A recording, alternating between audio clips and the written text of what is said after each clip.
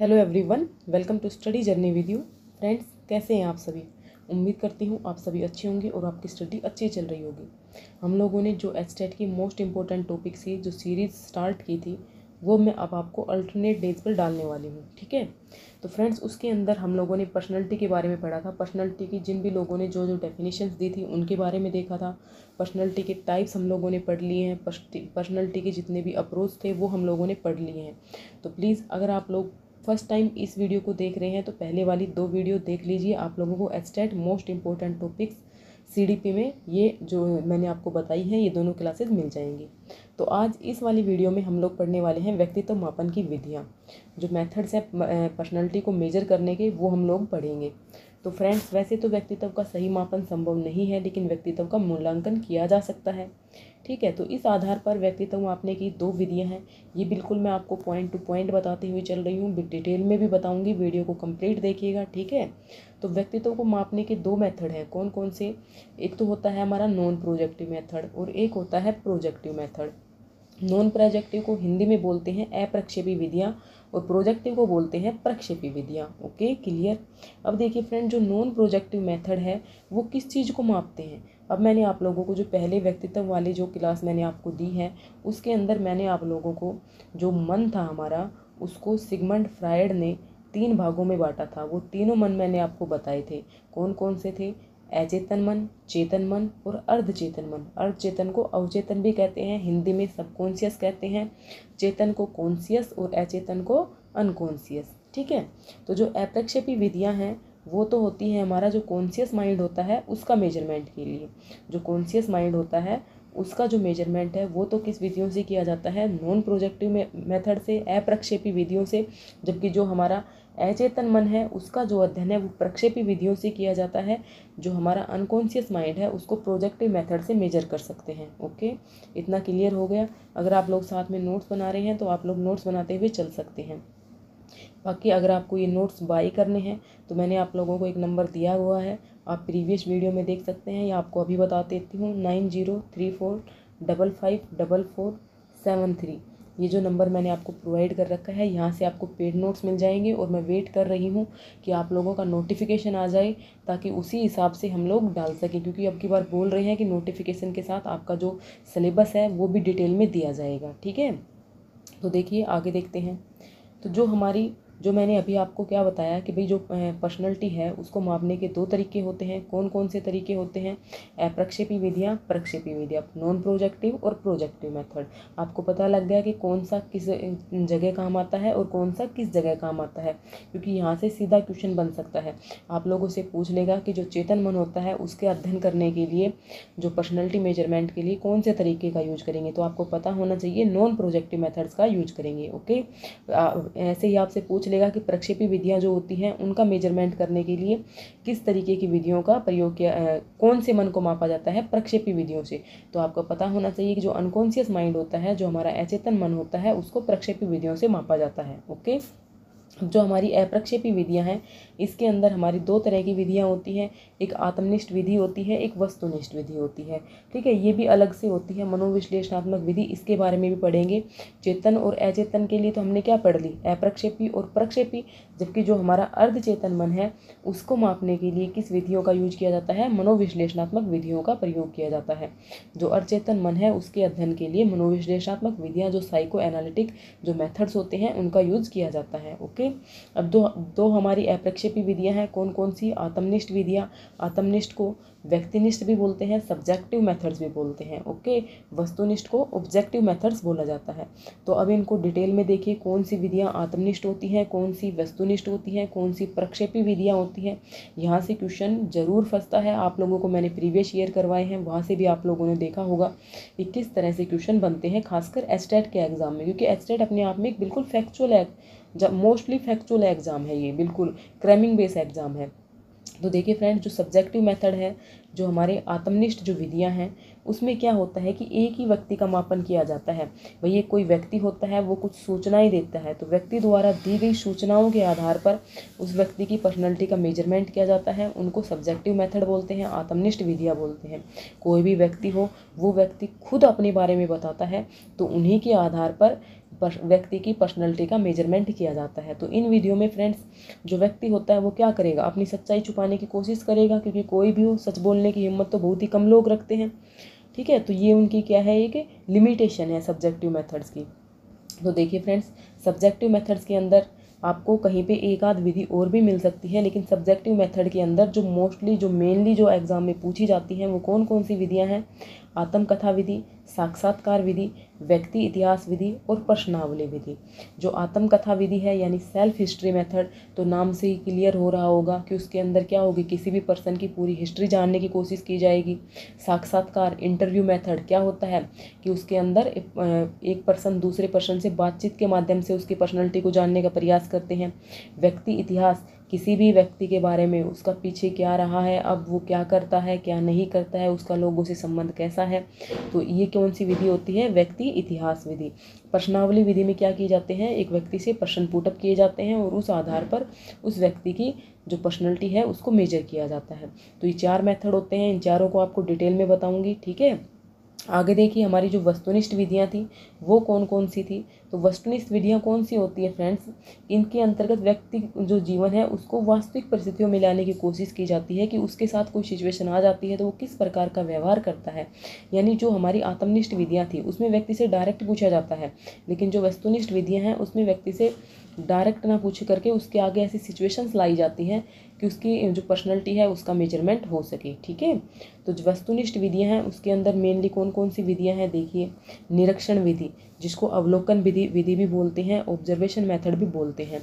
समाजमिति विधि, sociometric method JL Moreno ने दिया था, अभी आपको डिटेल में बताऊंगी। कर्म निर्धारण मापनी, रेटिंग स्केल, शारीरिक परीक्षण, फिजियोलॉजिकल मेथड, और एक होता है हमारा सिचुएशनल टेस्ट, जो पारिस्थितिक जो होती है हमारी पारिस्थितिक परीक्षण जिसको हिंदी में बोलते हैं। तो आपको याद क्या रखना है, आपको मैंने अभी आत्मनिष्ठ विधियाँ बताई थी तो उसमें मैंने 4 आपको कौन कौन सी बताई थी, रिकॉल कीजिएगा फटाफट कौन कौन सी थी।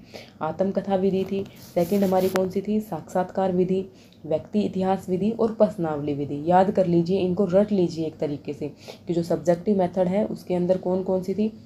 आप लोग जब आए ना आपके सामने एक सब्जेक्टिव मेथड, जब आत्मनिष्ठ विधियों की बात हो तो ये सोचना कि व्यक्ति जो जानकारी है वो खुद देता है। तो अब आत्मकथा है, आत्मकथा व्यक्ति अपने बारे में खुद लिखता है तो अपनी जानकारी वो खुद देता है ना, तो आपको पता लग जाएगा भाई ये कौन सी विधि है, आत्मनिष्ठ विधि है। और आत्मनिष्ठ विधि हमारी कौन सी विधि का पार्ट है, अप्रक्षेपी का पार्ट है, नॉन प्रोजेक्टिव का पार्ट है। तो इस तरह से आप लोग चीज़ों को डिटेल में जाकर के स्टडी कीजिएगा। ओके, साक्षात्कार उसके अंतर्गत क्या होता है, व्यक्ति है अपने बारे में खुद ही बताता है ना कि भाई मैंने क्या कर रखा है क्या नहीं कर रखा, वो जिस भी तरह की उसकी पर्सनालिटी होती है वो खुद उसकी बातों से झलक करके आती है, खुद बताता है। तो वो भी हमारा कौन सा है, सब्जेक्टिव मेथड है, खुद बता रहा है। व्यक्ति इतिहास विधि, तो व्यक्ति के बारे में जो भी उसका इतिहास रहा है वो भी उस खुद ही बताएगा। प्रश्नावली विधि, जब उससे प्रश्न पूछे जाएंगे, ठीक है, तो इनमें व्यक्ति बताता है, व्यक्ति के द्वारा दी गई जाती हैं ये सूचनाएं और उन सूचनाओं के आधार पर ही किसी भी व्यक्ति के द्वारा दी गई सूचनाओं के आधार पर भी व्यक्ति का जो पर्सनैलिटी मेजरमेंट टेस्ट किया जाता है वो हमारा कौन सा होता है, सब्जेक्टिव मेथड होता है। अब मैं आपको बात कर रही थी वस्तुनिष्ठ विधियों की, ऑब्जेक्टिव मेथड की। ऑब्जेक्टिव मेथड कौन कौन से थे हमारे भाई, जिनमें हम व्यक्ति से मतलब डायरेक्ट पूछ करके नहीं, उसका क्या करते हैं, निरीक्षण करते हैं। जैसे ऑब्जर्वेशन मेथड हो गया, समाजमिति विधि हो गई, रेटिंग स्केल हो गया, शारीरिक परीक्षण हो गया, सिचुएशनल टेस्ट हो गई, ये सब क्या है हमारी वस्तुनिष्ठ विधियां हैं। वैसे याद नहीं हो रही हैं तो इनका रट्टा मार लीजिएगा, ठीक है। अब आती है हमारी प्रक्षेपी विधियाँ, जो प्रोजेक्टिव मेथड है। तो प्रोजेक्टिव मेथड फ्रेंड्स, जो प्रोजेक्टिव जो मीन्स है, प्रोजेक्टिव का मीनिंग क्या होता है पहले तो आपको ये पता होना चाहिए कि जो मीनिंग ऑफ प्रोजेक्टिव, अपनी अचेतन चाहों, विचारों, संवेगों तथा दमित इच्छाओं की किसी बाह्य वस्तु के साथ छोड़ना। जो प्रक्षेपित है, जो प्रक्षेपित का जो मतलब है, प्रोजेक्टिव का जो मतलब है वो क्या है कि व्यक्ति के अंदर जो भी दमित इच्छाएँ हैं उनको बाह्य वस्तु के साथ जोड़ देते हैं, जो भी उसके मन के अंदर दबा हुआ है, ठीक है। तो वो हमारी कौन सी होती है, प्रक्षेपी विधियाँ। प्रक्षेपी विधियों में किसका अध्ययन किया जाता है, अचेतन मन का अध्ययन किया जाता है। जो प्रक्षेपी जो विधियाँ होती हैं इनके अंदर जो भी मतलब इनको क्या प्रोवाइड करते हैं, कोई भी मतलब सामग्री देते हैं तो वो क्या होती है, अनस्ट्रक्चर्ड सामग्री होती है, ठीक है ना। अब देखिए कौन कौन सी ये सबसे अधिक विश्वसनीय और वैध होती है, ये आपको याद रखना है। कौन कौन से टाइप्स हो सकते हैं, रोरशा का स्याही धब्बा परीक्षण, जिसको रोरशाज इंक ब्लॉट टेस्ट भी बोला जाता है। विषय संबंधी अंतर्बोध परीक्षण, प्रासंगिक अंतर्बोध परीक्षण, टैट भी जिसको बोला जाता है। थीमेटिक अपरसेप्शन टेस्ट भी जिसको बोला जाता है। नेक्स्ट है हमारी बाल अंतर्बोध परीक्षण। ये सभी क्या हैं, प्रक्षेपी विधियां हैं। प्रक्षेपी विधियां कौन सी हैं, रोर्शा का स्याही धब्य परीक्षण और हमारा प्रासंगिक अंतर्बोध परीक्षण, thematic perception test, children perception test, बाल अंतर्बोध परीक्षण, सेंटेंस कंप्लीशन टेस्ट, वाक्य पूर्ति परीक्षण, नाम से ही क्लियर है वाक्य को कंप्लीट करवा रहे होंगे, शब्द साहचर्य परीक्षण, word association test, play and drama method. तो ये तो हमारी क्या है, मेन है। कुछ और भी बच जाती हैं, फ्री एसोसिएशन टेस्ट, ये तो उसमें आ जाएगी मनोविश्लेषणात्मक में, picture of hand writing, story telling, story completion, तो इनको भी प्रक्षेपी विधियों के अंतर्गत ही रखा जाता है। ओके, अब जो हमारी मनोविश्लेषणात्मक विधियां हैं उनके अंतर्गत देखिए, मनोविश्लेषणात्मक में दो विधियां होती हैं हमारी, एक होती है मुक्त साहचर्य और एक होता है स्वपन विश्लेषण। इनको मनोविश्लेषणात्मक विधियों के अंतर्गत रखा जाता है, साइको एनालिटिक में रखा जाता है, ड्रीम एनालिसिस को और फ्री एसोसिएशन टेस्ट को। ओके, अब देखिए फ्रेंड्स, अब एक एक विधि को मैं आप लोगों को समझाते हुए चलूँगी, ठीक है, कि भाई एक एक विधि क्या क्या होती है। यहाँ तक आपको रट्टा मार लेना है अच्छे से, क्योंकि आपको पता होना चाहिए कौन सी विधि प्रक्षेपी है, कौन सी अप्रक्षेपी है, कौन सी व्यक्तिनिष्ठ है, कौन सी वस्तुनिष्ठ है। ओके, नेक्स्ट है हमारी जो आत्मकथा विधि है, जो ऑटोबायोग्राफी मेथड है। फ्रेंड्स, नाम से ही क्लियर हो रहा है कि ऑटोबायोग्राफी यानी कोई भी जो परीक्षार्थी है जिसका हम व्यक्तित्व परीक्षण कर रहे हैं उसको हम कोई भी एक टॉपिक दे देते हैं, ठीक है, और उस टॉपिक को ध्यान में रखते हुए वो अपने व्यक्तिगत जीवन का इतिहास बताने की कोशिश करता है या उसके बारे में लिखता है। उसको कोई भी शीर्षक दे दिया जाता है, कोई भी टॉपिक दे दिया जाता है और उसके बारे में बताने का जब प्रयास करता है तो वो हमारी कौन सी होती है, आत्मकथा विधि होती है। कोई भी टॉपिक दे दिया जाएगा जिसका भी हमें परीक्षण करना है और उससे उसके जीवन के इतिहास के बारे में पूछा जाएगा, तो वो आत्मकथा मेथड होता है, ऑटोबायोग्राफी मेथड होता है। इसके जो प्रवर्तक हैं वो आपको याद रखने हैं, कौन है, विलियम वुंट एंड उनके शिष्य टिचनर। याद रखेंगे, विलियम वुंट आत्मकथा विधि के प्रवर्तक हैं और उनके शिष्य कौन हुए हैं, टिचनर हुए हैं, ठीक है। नेक्स्ट हमारा आता है साक्षात्कार मेथड, जो हमारा इंटरव्यू मेथड होता है। तो इसका आपको ध्यान रखना है कि इसकी शुरुआत है वो अमेरिका से हुई है। फ्रेंड्स, आप लोग समझते हैं कि साक्षात्कार मेथड क्या होता है, जब ये दो व्यक्ति जो होते हैं वो आमने सामने बैठ करके क्या करते हैं, एक प्रकार से उनके बीच में बातचीत चल रही होती है, उस बातचीत को हम लोग क्या कहते हैं, इंटरव्यू कहते हैं। और उस इंटरव्यू मेथड के आधार पर किसी भी व्यक्ति की पर्सनैलिटी को मेजर किया जा सकता है, तो वो हमारा कौन सा होता है, इंटरव्यू मेथड होता है। अब जैसे हम किसी भी चीज़ का इंटरव्यू देते हैं, अब ये जो एनवीएस का एग्ज़ाम हुआ था, केवीएस का एग्ज़ाम हुआ था, आगे जो एचपीएससी के जो एग्ज़ाम अभी हुए हैं तो उनमें आगे इंटरव्यू है, तो उस इंटरव्यू से क्या करते हैं, इंटरव्यू से उस पर्सनैलिटी का पता लगाते हैं कि भाई ये किस प्रकार की पर्सनैलिटी का आदमी है, आगे बच्चों को किस तरह से हैंडल कर पाएगा, बच्चों के सामने टिक पाएगा या नहीं टिक पाएगा, कितना इसके अंदर कॉन्फिडेंस है। ये सब चीज़ें किस में देखी जाती हैं, इंटरव्यू के अंतर्गत देखी जाती हैं, टीचर के इंटरव्यू में। इसी तरह से अगर मान लो किसी डिफेंस वगैरह का जो इंटरव्यू होते हैं तो उसके अंदर उससे इस प्रकार के सिचुएशनल टेस्ट उससे लिए जाते हैं, इस प्रकार से उसके क्वेश्चन पूछे जाते हैं कि भाई वो अपने परिवार से दूर रह पाएगा, नहीं रह पाएगा, उसमें अंदर देशभक्ति की भावना कितनी है, कितनी नहीं है, ठीक है। ये सब चीज़ें उसकी पर्सनैलिटी के उसके इंटरव्यू के माध्यम से निकलवाने की कोशिश की जाती है और उसके पर्सनैलिटी का मेजरमेंट किया जाता है। नेक्स्ट हमारी होती है फ्रेंड्स व्यक्ति इतिहास विधि, केस हिस्ट्री मेथड। इनके प्रवर्तक आपको जरूर याद रखने हैं जिन्होंने इनकी शुरुआत की थी। तो अभी जो हमारी आत्मकथा विधि थी उसके विलियम वुंट एंड उनके शिष्य टिचनर थे। जो व्यक्ति इतिहास विधि है उसके प्रवर्तक कौन है, टाइडमैन है, ये आपको याद रखना है।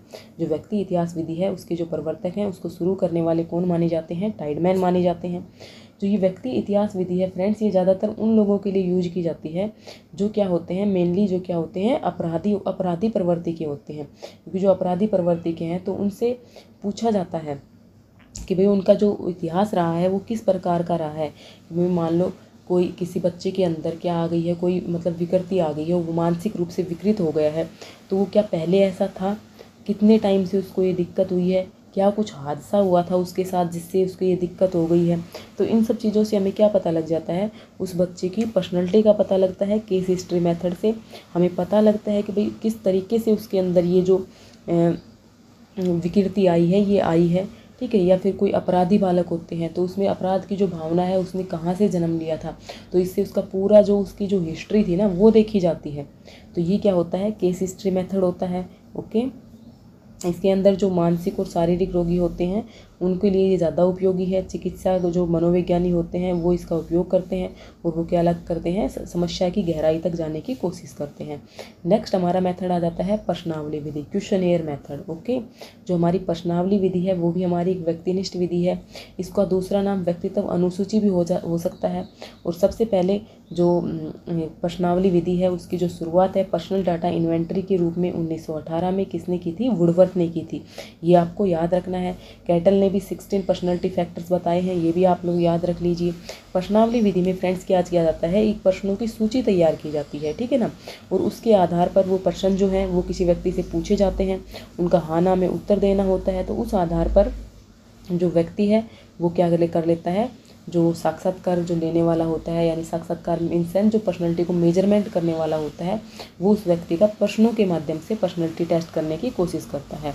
ओके, जो प्रश्नावली होती है वो 4 तरीके से हो सकती है। कौन कौन सी हो सकती है, क्लोज प्रश्नावली, बंद प्रश्नावली, ओपन, पिक्टोरियल और मिक्स्ड। क्लोज कौन सी होती है फ्रेंड्स, कि जैसे कि हम जो एग्ज़ाम दे करके आते हैं तो उनके अंदर क्या होते हैं, MCQ टाइप क्वेश्चंस होते हैं, तो वो कौन सी प्रश्नावली है, क्लोज प्रश्नावली है, बंद प्रश्नावली है। खुली प्रश्नावली कौन सी होती है, जिसके अंतर्गत जैसे कि हमारा रिटन टेस्ट होता है, हमसे पिक दे दिया जाता है, उसके ऊपर हमसे लिखवाया जाता है, वो हमारे ओपन टेस्ट होते हैं। पिक्टोरियल जहाँ पे चित्रों के माध्यम से हम किसी प्रश्न को पूरा करते हैं, वो क्या होता है, पिक्टोरियल प्रश्नावली। और मिक्स्ड जिसके अंदर क्लोज भी होते हैं, ओपन भी होते हैं, पिक्टोरियल भी होते हैं, सभी का मिला जुला रूप होता है, उसको मिक्स्ड बोलते हैं। ओके, नेक्स्ट आते हैं फ्रेंड्स हमारे ऑब्जेक्टिव मेथड। ऑब्जेक्टिव मेथड कौन कौन से होते हैं ये आपको पता होना चाहिए। आपको मैंने अभी बताया था ऑब्जेक्टिव मेथड कौन कौन से हैं, एक बार रिकॉल कीजिएगा। अगर आप लोगों को अभी याद आ जा रहे हैं तो कमेंट बॉक्स में लिख दीजिएगा कौन कौन से थे। सबसे पहले हमारी कौन सी विधि बताई थी मैंने आपको, निरीक्षण विधि। सेकंड समाजनीति विधि। थर्ड कर्म निर्धारण मापनी। फोर्थ शारीरिक परीक्षण। और फिफ्थ मैंने क्या बताया था आपको, सिचुएशनल टेस्ट बताया था। ओके, तो देखिए फ्रेंड, जो हमारी निरीक्षण विधि है इसके जो प्रवर्तक हैं, इसको जो देने वाले हैं वो कौन है, वाटसन है। आपको पता होना चाहिए निरीक्षण जो विधि है, ऑब्जर्वेशन जो मेथड है, उसका सबसे पहले प्रयोग किसने किया था, वाटसन ने किया था। व्यवहारवाद से संबंधित है वाटसन, ध्यान होगा आया होगा आपको। निरीक्षण विधि का दूसरा नाम बहिर्दर्शन विधि या सार्वभौमिक विधि भी है। ओके, क्योंकि सभी के ऊपर उपयोग की जा सकती है, बच्चा, छोटा, बड़ा। और बहिर्दर्शन यानी सिर्फ बाहर से दर्शन किया जाता है। इसके अंदर क्या होता है फ्रेंड्स, कि किसी भी व्यक्ति का मान लो हमें ऑब्जर्व करना है। अब कोई बच्चा कितना शरारती है कितना नहीं है, तो हम क्या करेंगे, उसको बताते थोड़ी ना है, उसको क्लास के अंदर हम ऑब्जर्व करते हैं उसको। जैसे कि आप लोगों ने वो दिया होगा ना, इंटरव्यू वगैरह भी देते हैं, तो एक जो पर्सन होता है वो क्या करता रहता है, सिर्फ ऑब्जर्व कर रहा होता है। वो जो जो मनोवैज्ञानिक बैठा होता है वो हमें बताता नहीं है ना हमसे कुछ पूछता है। तो इसी तरह से निरीक्षण विधि के अंतर्गत सिर्फ ऑब्जर्व किया जाता है। अब मान लो किसी बच्चे की शिकायत आ रही है, कोई वो बच्चा बहुत शरारती है, तो टीचर क्या करेगा, उस शरारती बच्चे के ऊपर उसकी ऑब्जर्वेशन करेगा। भाई उसको लंच टाइम में भी देखेगा, उसको क्लास टाइम में भी देखेगा, उसको प्रेयर टाइम में भी देखेगा, भाई वो क्या क्या एक्टिविटी कर रहा है, तो उसके ऊपर नज़र रखी जाती है। उसको इसी को क्या कहते हैं, ऑब्जर्वेशन मेथड कहते हैं। व्यक्ति को बिना बताए ही किया जाता है। ओके, नेक्स्ट आता है हमारा सिचुएशनल टेस्ट। एक सेकेंड, सिचुएशनल टेस्ट से पहले तो हमारी 2 विधियाँ और आएंगी। सिचुएशनल टेस्ट से पहले तो हमारी जो मैंने अभी आपको बताई थी, जो रेटिंग स्केल है, शारीरिक परीक्षण है, समाजनीति विधि है, वो बच जाती हैं। तो फ्रेंड्स यहाँ पे अभी वो पेज मिस हो गया है, मैं आपको थोड़ा सा समझा देती हूँ कि सिचुएशनल टेस्ट क्या होता है। वैसे कल आपको डिटेल में करवा दूँगी कि ऐसी परिस्थिति उत्पन्न की जाती है कि जो व्यक्ति है उसको क्या कर पाए, उस वास्तविक परिस्थिति कर पाए। मान लो कि हमारे सामने भाई एक हमारा बच्चा है, ठीक है, एक तरफ हमारा मतलब हमारा बच्चा है और एक तरफ हमारा भाई है, तो उन दोनों में से हम किसको बचाएंगे। तो इस तरह की सिचुएशन क्रिएट कर दी जाती है कि जो उसकी वास्तविक परिस्थिति है उसको पैदा किया जाता है, वैसी सिचुएशन पैदा की जाती है कि व्यक्ति फिर क्या सोच रहा है, क्या बचा पा रहा है, क्या नहीं कर पा रहा है, तो वहाँ से उसके पर्सनैलिटी का मेजरमेंट किया जाता है। जो हमारा मैंने आपको जो ये वस्तुनिष्ठ विधियाँ बताई थी, इसके अंदर जो हमारा रेटिंग स्केल था, थोड़ा सा आपको रेटिंग स्केल के बारे में बता देती हूँ। रेटिंग स्केल फ्रेंड्स क्या था, रेटिंग स्केल में हमारे पास कुछ मतलब पैमाने दिए जाते हैं कि भाई जो इतना कुछ कर रहा है उसको इतने मार्क्स मिलेंगे, इतना कर रहा है उसको इतने मिलेंगे, मतलब रेट किया जाता है उसको, ठीक है। शारीरिक परीक्षण था, उसके अंदर जो आपका फिजिकल होता है ना, वही आपका क्या होता है शारीरिक परीक्षण। अब आर्मी, पुलिस, नेवी वगैरह जो होती है उनके अंदर क्या किया जाता है, शारीरिक परीक्षण किया जाता है, फिजिकल टेस्ट किया जाता है। जो हमारी समाज में थी विधि थी, वो समाज के लोगों से किसी के बारे में पूछा जाता है कि भाई ये बंदा कैसा है। ठीक है, कल आपको डिटेल में बताऊंगी। आज के लिए इतना ही। वीडियो अच्छी लगी हो तो लाइक कीजिएगा। और जो हमारी पर्सनैलिटी जो मेजरमेंट जो चल रहे थे, आज हम लोगों ने हाफ कंप्लीट कर लिया है, हाफ आपको कल करवा दूंगी। आगे देखने के लिए चैनल को सब्सक्राइब कर लीजिए। वीडियो अच्छी लगी हो तो लाइक कर दीजिए।